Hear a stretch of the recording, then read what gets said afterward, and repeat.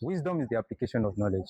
Now, before this, we've been looking at tips and principles from the book of Proverbs.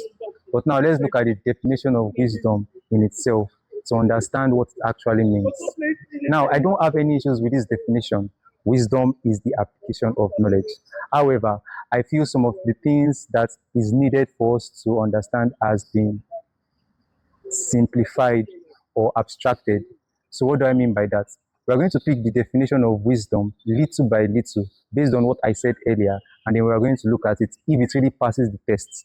Like I said, it's a premise. I want to prove it is if it is either true or if it is false. Now, the first thing is that wisdom is the application.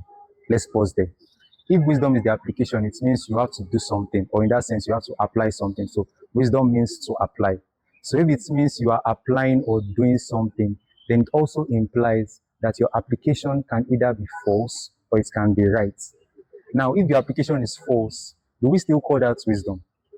It means that for it to be truly wisdom, any application you'll be doing after getting knowledge over time must be considered a right application. So if we are going to adjust the definition a bit to make it much more clear, we can say wisdom is the right application to knowledge.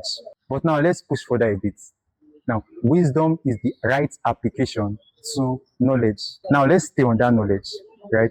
If you are to have the right application to a knowledge, we have to consider two things again. What type of knowledge are we looking at? Are we looking at the right knowledge? I'm sure you guessed that already, or the wrong knowledge? It's very important, for instance, to say you want to build wisdom in music, you want to build wisdom in finance. But any knowledge you are going to get must be based on either finance or music. You can't use the knowledge of agriculture and apply it in music. So even if it's the right application, as long as the knowledge is wrong, it's no longer considered wisdom. So again, let's adjust our definition. Wisdom is the right application of the right knowledge. Now that sounds much more better and much more clear. But now let's go a little bit further. If you are saying you have the right knowledge, there are two things that happen in between that people don't really take note of.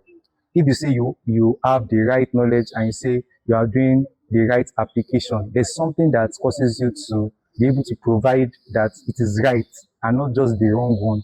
And what is that called? It's called understanding. So what that means is that before you can know that the knowledge you have attained is right or wrong, it means you understood what you are trying to get. Before you can know that what you want to do is the right thing or is the wrong thing, it means that you understand what you are trying to achieve. So again, we can say understanding is very important. So now we can now expand the definition of wisdom. Now remember, we started with wisdom is the application of knowledge. But now in expanding the definition, we can say wisdom is the right application of the understanding acquired over time to the right knowledge gotten. You get that now? So be wise.